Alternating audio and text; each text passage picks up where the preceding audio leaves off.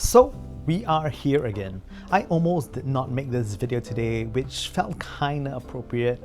There was that familiar moment where I just stared at the desk, stared at the ceiling, and wondered if a person can quietly dissolve into an afternoon without anyone noticing. But you're here now and I'm here now, and together we can pretend that this was always the plan. Hello, welcome back to yet another episode of the Superchunk Super Audio Show. Today we are talking about a dongle deck that looks like a place I have never been to, which feels fitting really. Most beautiful things exist at a distance. Countries, ambition, emotionally stable people. The closest I've ever been to Hawaii was through a video game, which is probably for the best. Paradise is easier to enjoy when you cannot sunburn there. And yet this little thing on the desk has that kind of color, gold fading into blue, like the sky slowly giving up over the ocean. Its Chinese name is 日落海, which means sunset sea. It's far more poetic than most object deserves, and certainly more poetic than anything with a USB-C port has any right to be. This is the EPZ TP35Pro portable digital audio decoding deck. Let us begin with the unboxing, because apparently that is what civilization has decided matters now. EPZ continues its tradition of putting a render of the product right on the front of the box, and thankfully this one earns it. No abstract nonsense, no dramatic symbolism, just the thing itself sitting there like a suspect in a lineup. Also no waifu, and honestly, it looks good. The gradient finish really does carry the overall presentation. On the back, you get the usual wall of specifications, tiny promises printed for people who enjoy reading numbers before they feel anything. Open box and you will find an instruction card explaining the LED color combinations, the TP35Pro itself, a USB-C to C cable, and a USB-A to C adapter. That is it. But also that is enough. You get everything you need to start using immediately, which feels oddly generous in a world that usually sells you the problem first and a solution later. Now, build quality. The TP35Pro comes in an anodized aluminum chassis with that so-called sunset sea finish, and I have to admit, it is very pretty. It starts with a warm gold and drifts into blue, like the end of a day that went slightly better than expected. It is striking without becoming gaudy, which is a rare skill. Most products either beg for attention or apologize for existing. This somehow does neither.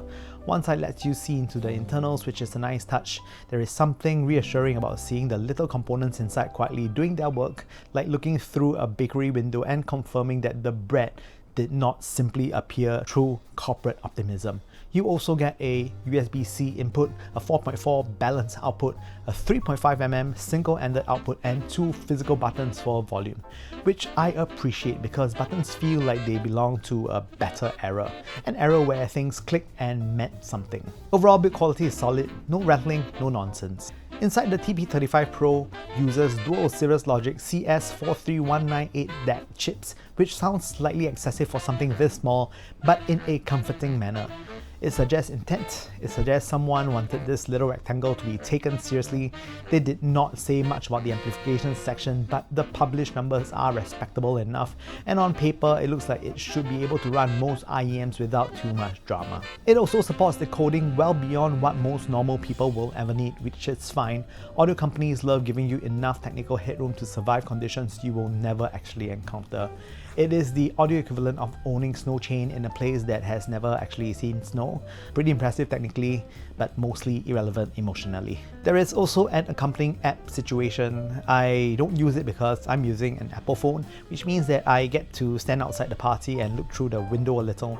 Not really abandoned exactly, just slightly inconvenient, really the modern way, like what Apple usually does, I guess. Now for the part where people actually care about sound. One thing I noticed quite quickly about the TP35Pro is that it does deliver on power better than some dongles in the price range. It does not sound weak, thin, or apologetic. There is enough drive here to make a lot of earphones wake up and participate, which is really kinda nice. Because nobody actually wants an audio device that sounds like it has already given up. That said, there is a limit. I tried it with a range of IEMs from expensive flagship sets all the way down to more affordable, cheaper sets that people buy when they still are pretending this hobby has boundaries. And what I found is this: with flagship IEMs, the TP35Pro does not quite have the headroom to bring everything that they can do. I do not mean loudness. Loudness is pretty easy. Plenty of things in life are loud while having nothing useful to say. I mean fullness, authority that lasts one bit of resolution, and composure that makes high-end gear feels more worth the trouble. I have other devices that push those flagships further with better layering, a better sense of control, but also, and this matters, this dongle is about $60. It is not failing. It is simply refusing to impersonate something 3 times the price. That is not a flaw. That is just reality arriving on time for once. Where the TP35Pro makes the most sense is with entry-level and mid-tier hi-fi earphones, where resolution starts to plateau and diminish, and diminishing returns begin circling around overhead like bored birds. In that range, this little dongle is more than capable. It resolves well, stays composed, and gives you enough performance that you stop thinking about the dongle and go back to listening to music, which is ideally the point of all of this. It pairs especially well with earphones such as the 7Hz Timeless 2, LED Shower, Australis. That performance bracket feels like its natural habitat. Anything much more demanding and you'll begin to hear the edges of limitation. But anything around that level, it feels comfortable, confident, and appropriately matched. Starting off with bass, the TP35Pro handles bass in a neutral and controlled manner. It does not add unnecessary warmth, and it does not smear things into a soft, flattering haze. The bass is clean, the texture is good, and the transients are reasonably quick. I would have liked just a bit more dynamic punch, but it still sounds tidy and competent. Mid-range, this is one of the stronger parts of the TP35Pro. The mid-range is transparent and uncolored, which is exactly what I want from a deck like this. I do not need it adding more romance where there is none. I want it to tell the truth, and largely it does. Vocals and instruments comes through with a smoothness that makes longer listening quite easy. Treble, extension here is good. There is air, there is openness, and it comes across natural rather than clinical. It avoids that sterile kind of detail where everything is visible but nothing is enjoyable. Instead, the top end stays smooth and easy to live with. Soundstage, it is fairly average in width and height, not cramped, not expensive, just somewhere in the middle, like a room where the band shows up on time and everybody agree not to make a scene. It does a respectable job with depth and positioning, and imaging is fairly clear if your IM is capable enough to show it. Now, comparisons. Against the Colorfly CDA M1, the TP35Pro holds its own. The Colorfly feels a bit cheaper in the hand, and the TP35Pro definitely wins on build quality.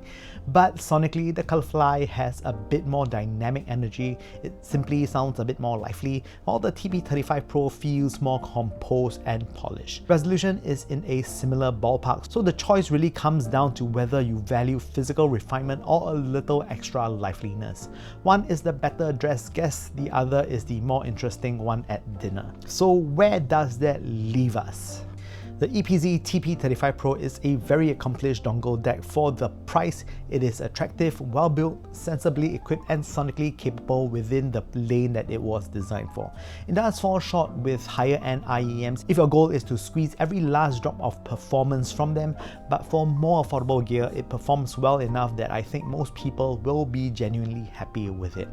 This is the kind of device that makes sense, which is not the same as being exciting, but often more valuable.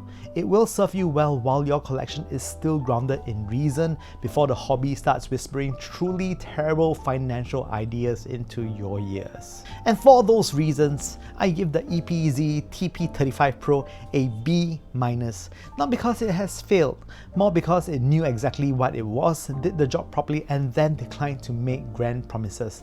There is something respectable about that. A small object dressed like a sunset quietly doing competent work on an overcrowded desk. That may have been the most relatable thing I've seen all week.